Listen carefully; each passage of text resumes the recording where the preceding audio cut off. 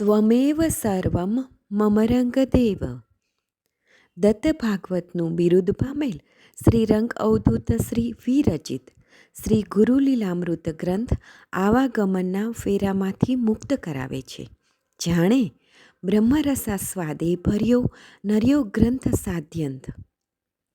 આ વરદ અને ઔપાસનિક ગ્રંથને રંગબાળ શ્રી જગદીશાનંદજીએ સરળ અને સંક્ષિપ્ત ગદ્ય લેખન રૂપે વર્ષના દરેક દિવસ માટે એક પેજ તેમ 364 પેજમાં આ શ્રીરંગ બ્રહ્મરસાસ્વાદનું સર્વને રસપાન કરાવ્યું છે.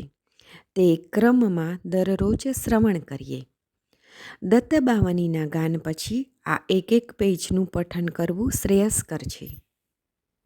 સપ્તાહ 10 શનિવાર. અલગજી કહે છે, જો નિરંજન, તને કાંઈ ખ્યાલ આવે છે? આનું જ નામ ઋણાનુબંધ.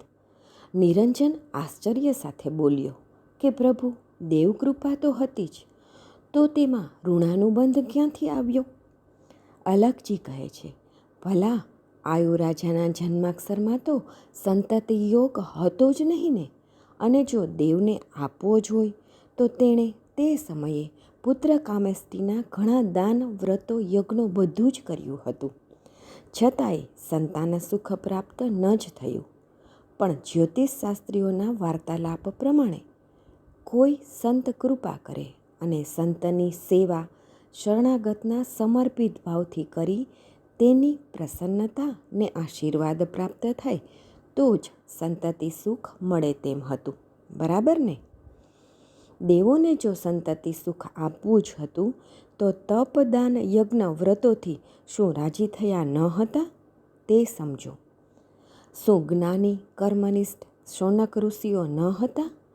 કહેવાનો આશય એ છે કે આવા શૌનક ઋષિઓ હતા જ, પણ તે સમયે હુંડ દૈત્યના પાપોની કોઠી ભરાઈ ન હતી. તેના પાપ કર્મોની શરૂઆત થઈ હશે. માટે તો 100 વર્ષ સુધી શ્રી દત્ત ભગવાને તેના આશ્રમમાં રાખી બધી જ પ્રકારની, છેવટે વામમાર્ગીઓની જે કુટેવ હોય છે તે પ્રમાણે બધી જ વ્યસની ખાદ્ય પદાર્થો પીણા માંગી, જે યજ્ઞોની આહુતિથી પ્રસન્ન ન થાય તે આવા વામમાર્ગી ખાદ્ય પીણાથી તૃપ્તોહમ કરીને અતિ પ્રસન્ન ચિત્તે પોતે જ સ્વમુખે વરદાન માગવાનું કહે છે.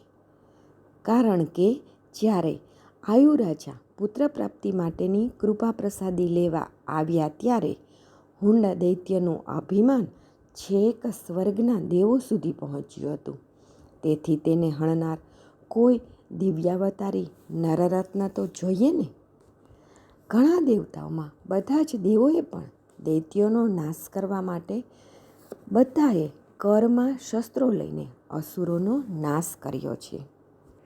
માત્ર દત્તાવતારમાં જ ફક્ત શ્રી દત્ત ભગવાને પોતે સ્વયં શસ્ત્રો લઈને કોઈ સાથે યુદ્ધ કરીને ક્યારેય કોઈ અસુરને માર્યો નથી.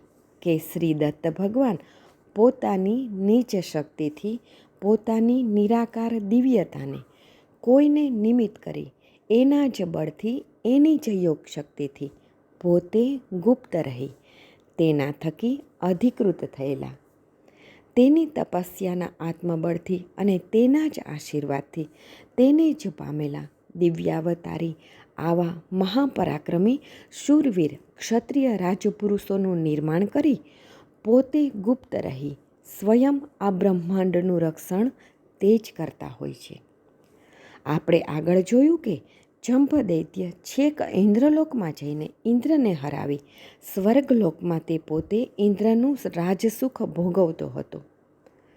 બધા દેવોની આજીજી, પ્રાર્થનાને હૃદયોનો ભાવ સ્વીકારીને શ્રી દત્ત પોતે જંભની સાથે યુદ્ધ કરવા ન ગયા હતા, પણ પોતાની દૈવ્ય શક્તિની પોતાના જ અંગમાંથી અનઘા શક્તિથી અપ્સરાને પણ કાંઈ તોલે ન આવે તેવી મહાશક્તિ દિવ્ય સ્ત્રીને પોતે જ પેદા કરીને તેનું મોહાંધરૂપ બનાવીને જંભ અને દેવો વચ્ચે યુદ્ધ કરાવી પોતાની દિવ્ય નારી શક્તિના અનુપમ રૂપમાં પોતે જ આકર્ષણ બની જંભદૈત્યને પોતે જ હણાવ્યો. નિમિત્ત અનઘાલક્ષ્મી થયા, પણ પોતે તો શસ્ત્ર જ ન લીધું. અહીં પણ સ્વર્ગલોકના અને મૃત્યુલોકના સૌ કોઈનો ઉદ્ધાર કરવા આયુરાજાના પુત્રને હુંડ દૈત્યને મારવા માટે પેલી શિવકન્યાને નિમિત્ત કરી વચન દ્વારા બંધાઈને આયુરાજાને ત્યાં આવી અહેતુક લીલા કરનાર શ્રી દત્ત જ.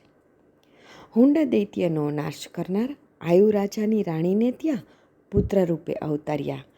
નિરંજન બોલ્યો, બસ બસ પ્રભુ, હવે હું સમજી ગયો કે આ બધી જ લીલા ઋણાનુબંધથી જ થાય છે. લઈ રાજસૂત એમ એ ત્યાંથી સત્વર જાણ, મૂકી વસિષ્ઠ દ્વારમાં આવ્યા પાછા માન. શ્રી ગુરુ લીલામૃત અધ્યાય 45 દોહરો 83.